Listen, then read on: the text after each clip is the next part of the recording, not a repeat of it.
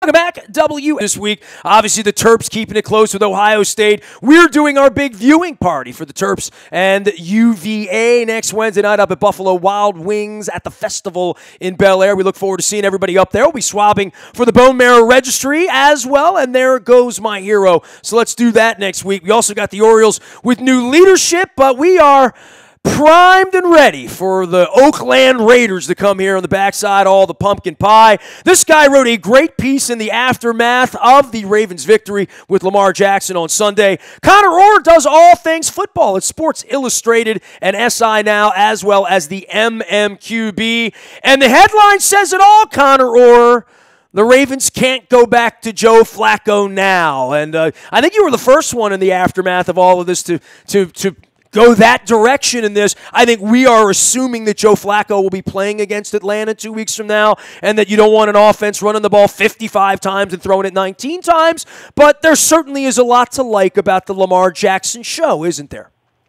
Yeah, and just a little background for this. I spent the last month prior to this doing a lot of research for a piece that's running in the magazine this week, about what teams can do to stop these defenses or these offenses and the problems that they're facing. And every coordinator that I've talked to, defensive coordinator, I said, what's the worst thing? What's the thing that you still can't stand to face? And he said, it's a quarterback that can throw and run. And I think that, we're kind of taking it to a different level when we say, oh, well, Lamar Jackson can't do this, can't do that. They won the game. They ran the ball an outrageous amount of times, but that ratio is going to even itself out. He made some nice throws. He made bad throws, but I think you have to give him time. I think going back to Joe Flacco is just creating sort of the same problem that you've had for the last 8 years on offense. Can you win a game in this January with Lamar Jackson? Can you go beat the Chiefs or the Steelers or the Patriots on the road with Lamar Jackson and this defense? Or would Joe Flacco give you a better chance to do that in, let's say, Kansas City 3 weeks from now or San Diego 4 weeks from now, these are the games that are sitting out in front of the team. And the question would be about a healthy Flacco and a healthy offensive line and where is the running game. I tend to think that 2 weeks from now, this thing will be even scarier for the Falcons if Flacco is a part of the offense and can go vertical, because that's just something that right now is not respected. No one thinks Lamar Jackson's hitting Smokey Brown 46 yards down the field because they just don't think that that's possible. Now, until we see it, we won't know it, but I think that's the one thing coordinators don't have to worry about. Now, what they do have to worry about is how are we going to keep him from getting 10 yards and getting a fresh set of downs, and how are we going to get him down on the ground, right? Yeah, I think that, it's a pick your poison thing. If you were to offer me the current Ravens roster with Joe Flacco and Lamar Jackson, just from a purely philosophical standpoint, I'm looking at it and I'm saying, okay, Joe Flacco's strengths above Lamar Jackson are that he's a superior passer and that he can throw a better deep ball, throw a better vertical ball. But you look at the Ravens personnel, do they have a top 15 wide receiver that consistently wins on the outside, that beats top-tier cover corners, which is what you're going to start facing here in January? Or, would you rather keep the offense compact and play to the ultimate strength of your team, which is your defense? I mean, Baltimore kept the ball for almost 40 minutes yesterday. That's insane. Their defense was only on the field for, I think, 22 minutes of yesterday's game. And so if you can do that, if you can keep trotting out a fresh Terrell Suggs, all these guys fully healthy, I think you got to embrace it a little bit. You just look at the team like, okay, maybe we're Army, maybe we're Navy. We're just, we're a giant pain in the butt for you to prepare for. Dude, it's ugly as hell, isn't it? I mean, I think you get into the second quarter and it feels like a high school thing. It feels like watching Navy play. That's literally what I said. It feels like a rugby match, bro, right? I mean, it doesn't feel as much like football that we traditionally see in the National Football League. And to your point, it may even out to be that way, but will there ever come a point where they want Lamar Jackson to throw the ball 35 times? I think so. Yeah. I mean, I'm not sure Sunday, exactly what, when it was, but in the third quarter, there was obviously that play where he kind of sidearmed the ball, the good one, not the bad one, and then where he hit the tight end, on the run, in that perfect window right before he steps out of bounds. I've said this since the preseason that he gets better within the game every game when I see him, and he is not as good minute one, but in the fourth quarter, he's making better throws. He needs to warm up almost, and maybe if passing is not the most natural part of his game, by the fourth quarter, he's doing it just as effectively as most of the quarterbacks in the NFL. And well, there would be no way for him to see the speed that he's going to see against the Cincinnati Bengals in real bullets in the second quarter.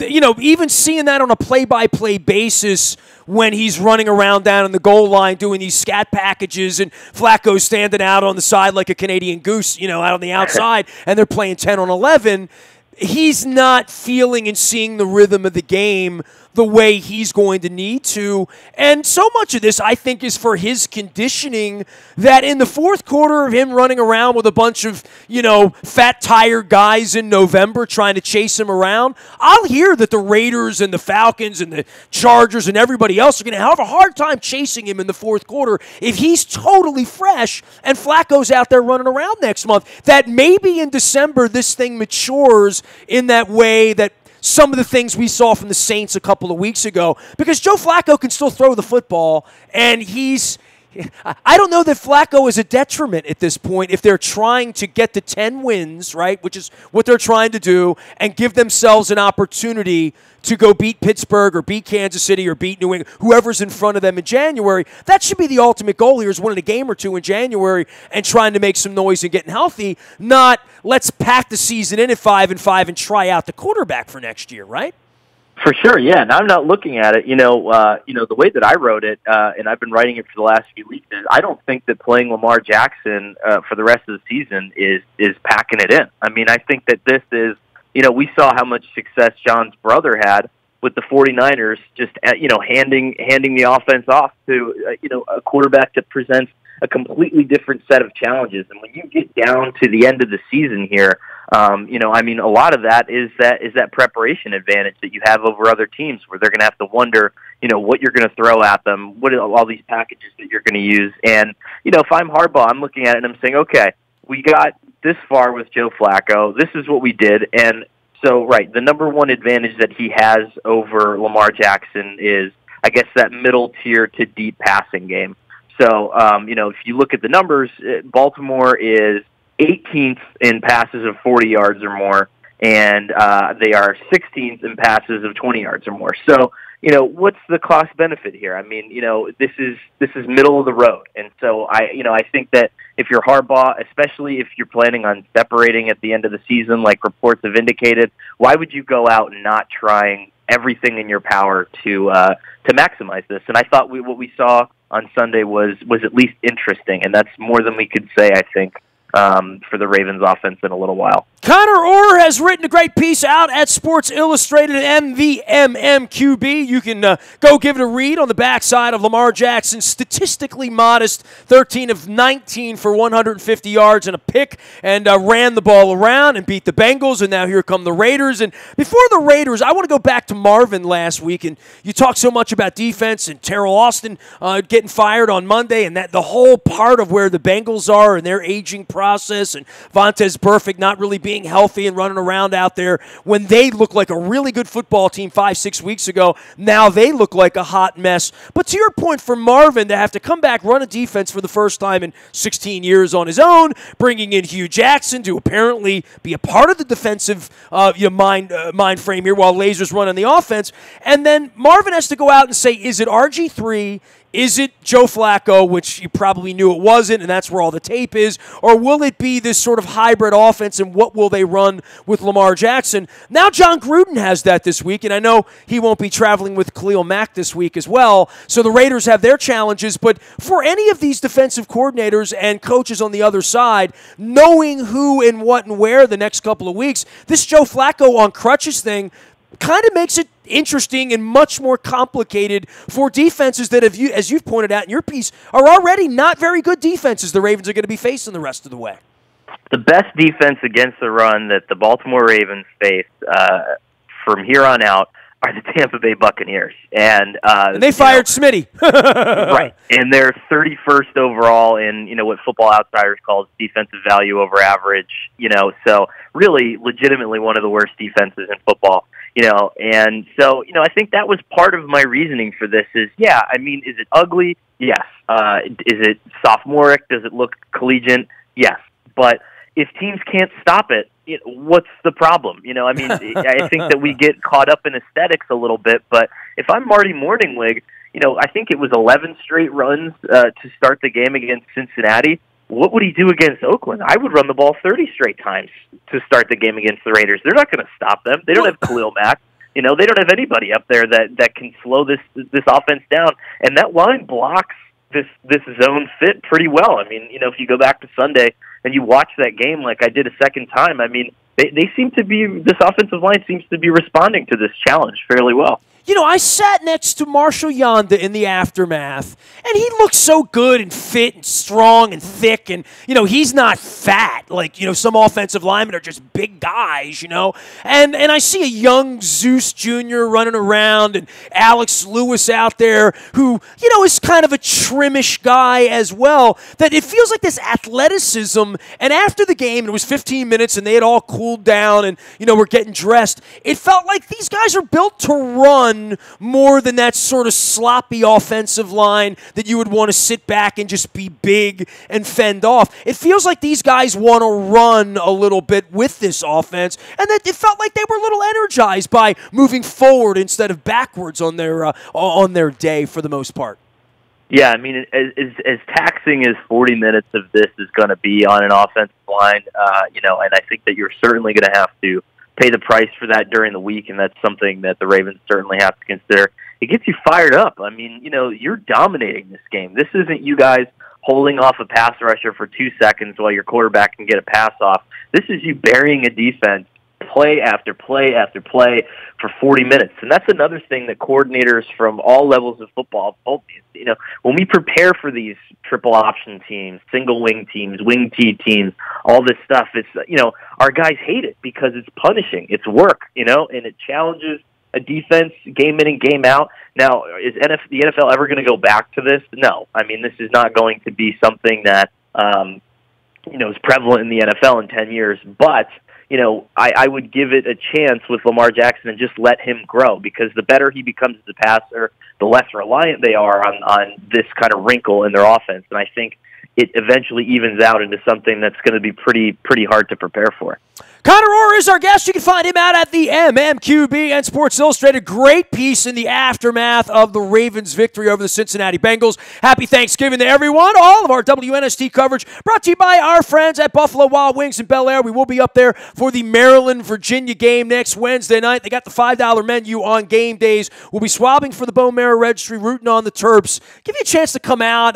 I'm looking forward to getting out. We're going to be doing some Ravens live shows coming up here in the next couple of weeks as well. All brought to you by Freedmont Mortgage. Don't make a 30-year mistake by choosing the wrong lender. You need Freedmont's education online. If you're buying, selling, or thinking about it, you need Carl Delmont and our friends at Freedmont Mortgage. Also, King Discount Liquors, lottery, beer, booze, and the best prices in Baltimore. If you need to know your difference between a Gewürztraminer and a Chardonnay to pair with your turkey this week, you need Johnny Bev and the King All-Stars. Get on out to Rosedale and see our friends at King Discount Liquors and give the King a ring.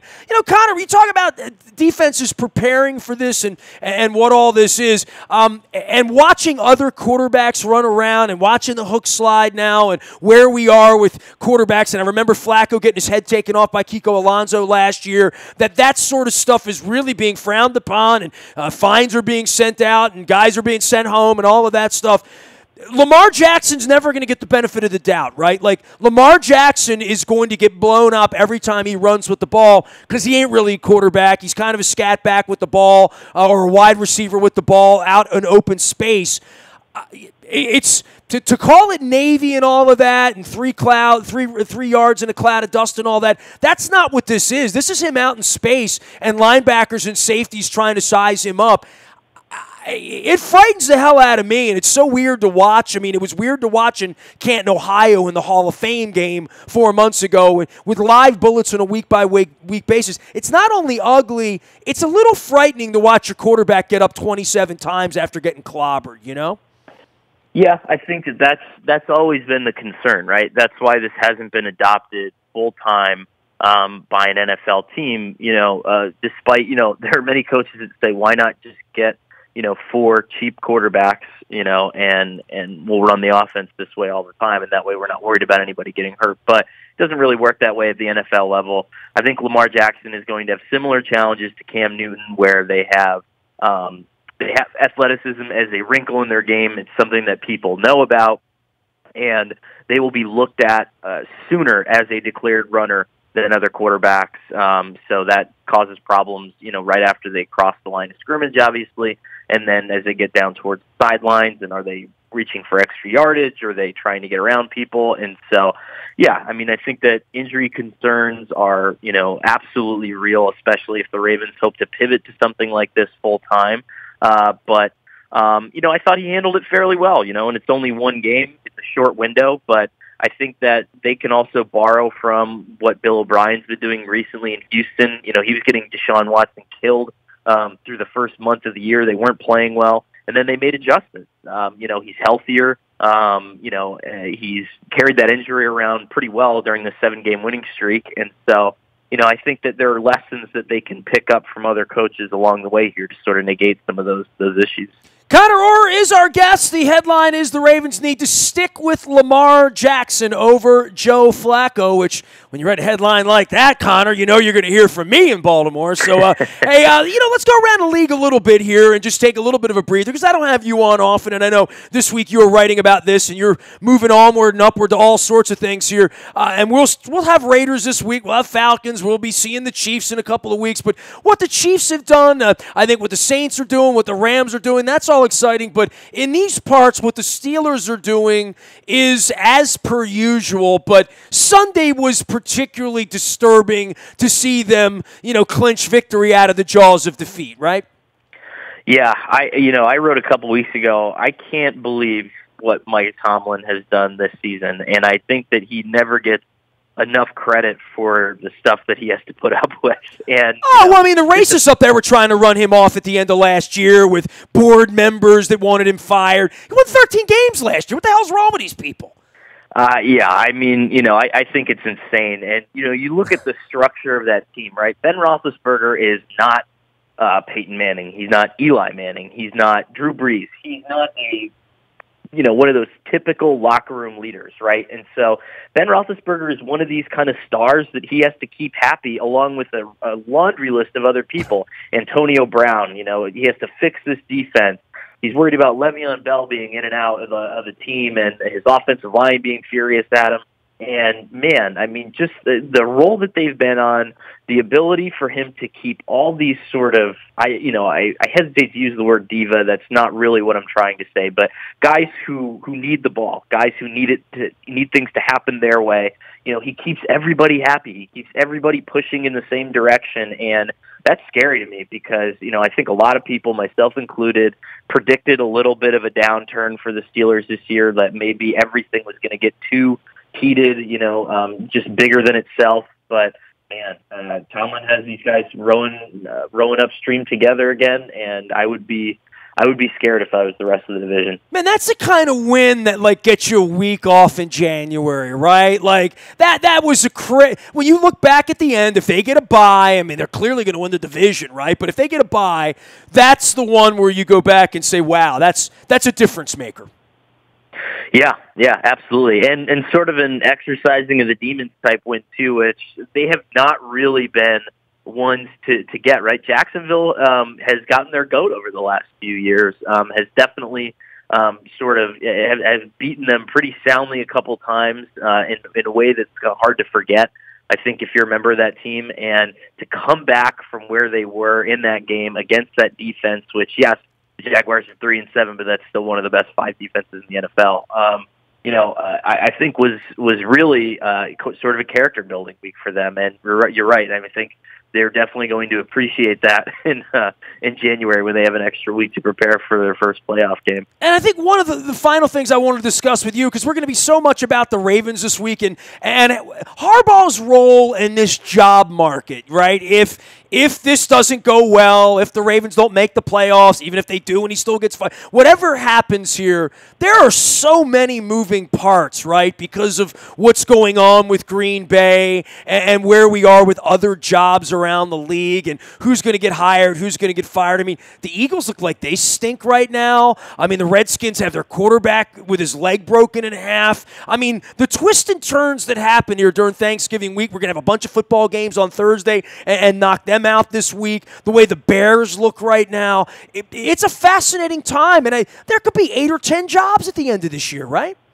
Yeah, I've seen people project as many as 10. I think that would be a little excessive. I think that at some point that shrinks back down just a little bit. But if you look at John in the market, I think that he gets a job within a week. I don't think that he sits off the market very long. And, I think that it's one of those things, right? It's an Andy Reid type thing where maybe sometimes, your voice just gets a little stale. Maybe, you just want a new team, a new challenge, new guys. And so I think that just might be where they're at right now. I think that, there's certainly a lot of teams, the Jets, I think would certainly be interested in his services. Just thinking off the top of my head of teams that Jets, Browns, Dolphins, Packers. Yeah. I mean, the Cowboys. I mean, there are going to be some jobs out here that aren't necessarily great jobs or bad jobs, but places that would be very interested in John Harbaugh. And you laugh about John Harbaugh taking over the Cleveland Browns, but I see him as such a Midwestern guy.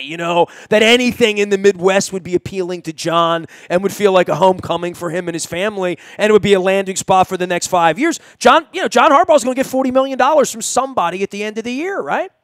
Yeah, and here's what I think his main advantage is. I think that a lot of these jobs are going to pivot from let's hire the trendy coordinator to let's hire a CEO that can manage the ship and also a guy who has access to the best coordinators. And now, I'm sure I'll hear from 100 Ravens fans say, well, he has Marty Morningwig. So, but what does that mean moving forward? But I think that he's well connected. He's well liked. I think a lot of people enjoy working for him. He's developed talent over the time that he's been in different places. He handles difficult situations well. And so I think that goes a long way in the eyes of owners who want to protect their assets, but also put a winning team on the field. So I think that makes him very attractive. Conor Orr is here from Sports Illustrated, the MMQB. Last question. This is my eternal last question. Who's going to win the Super Bowl, Conor? I picked the Chiefs before the season started. I want to make that clear. You went on Mahomes before Mahomes became Mahomes? I had a Chiefs-Panthers Super Bowl in August, and then SI asked us to pick it again, knowing what we knew through the first half of the season, and I picked the Chiefs and the Panthers again. I love that pick. I still like that pick, and we'll see what happens. All right, you're on the Cam bus. All right, good to go. Hey, great having you aboard, man. I always appreciate the visits. We appreciate everything you guys do out at the MMQB and at Sports Illustrated. We'll be following along. Conor Orr has written a piece about Lamar Jackson and Joe Flacco, and you should go read it. The Ravens need to ride with Lamar Jackson. Conor, appreciate the visit, my man. Thank you. You got it. The buyatoyota.com audio vault is there 24 hours a day from anywhere in the world on your mobile device by downloading the TuneIn radio app. We do come in crystal clear from anywhere in the world. The kids call it podcasting. Listen to anything, anytime through the holiday. Take WNST wherever your Thanksgiving is taking you. Our morning newspaper delivers to your email inbox at 7 a.m. each and every morning. It's all brought to you by Planet Fitness and PlanetFitness.com, where it's $10 a month to get in the best shape of your life and just $5 down, and it's nice and warm inside on the treadmill at Planet Fitness. Last but never least, any breaking news, and when the Orioles announce a manager, You'll get that first on the WNST text service. It's all brought to you by Coons Ford of Security Boulevard. Dennis in on Tuesday this week to get you ready for Thanksgiving and the holiday. He's excited now that Lamar Jackson is playing. He can wear his Lamar jersey. That is the SSV on WNST. And our text service. I am Nestor. We are WNST.net, AM 1570, and WNST Towson, Baltimore. And we never stop talking Baltimore sports.